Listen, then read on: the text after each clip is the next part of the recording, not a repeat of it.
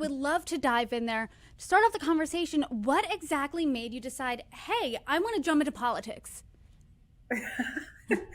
Well, I laugh because never in my life did I imagine I would be jumping into politics, right? So I think for me, it was a happenstance, and it really does come from my service. So I joined the Air Force right after high school. What happened actually is I was a junior when 9/11 happened, and I watched, the second tower get hit, and it really affected me. And when our nation was united, we stand, we want help, I decided to throw my name in the hat and join. And part of it is I understood the culture of the Middle East. I spoke the language. Because I had this really unfortunate incident when I was a child, I was actually kidnapped from Ohio to Iraq. And so I lived under Saddam Hussein. I was there during portions of the first Gulf War.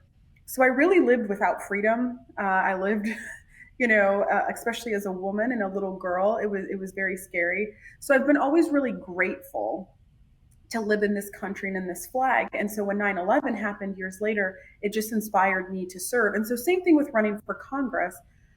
I'm not a career politician. This is my first time running for public office. I am just tired of seeing what I call a say do gap.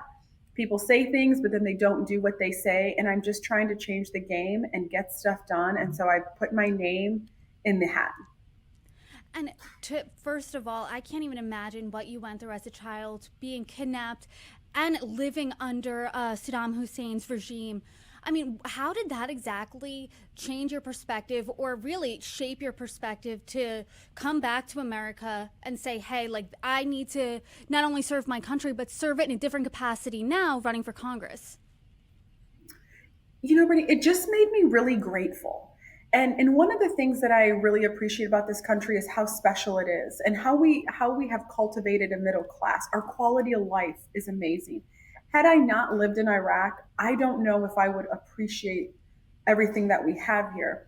One thing that always bothers me, and this has always bothered me in politics at a very young age, is when people were frustrated with politics or you name it, or whoever got elected as president, Democrat or Republican, people would say, I'm going to leave. I'm moving to Canada.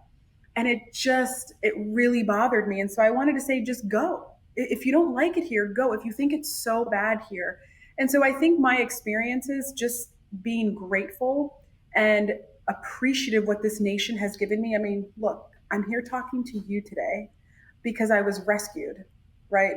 Between the US government, the FBI, and my mom. I was an 11-year-old girl who was a nobody, and this country rescued me. So I think that I just want to translate that into Congress being a servant leader. I think Congress has forgotten they work for the people. So my whole spiel is I will work for the people. My job is to serve the people and be the best representative that I can do. Doesn't I don't want to be a Republican or Democrat. I want to be somebody who represents Northwest Ohio.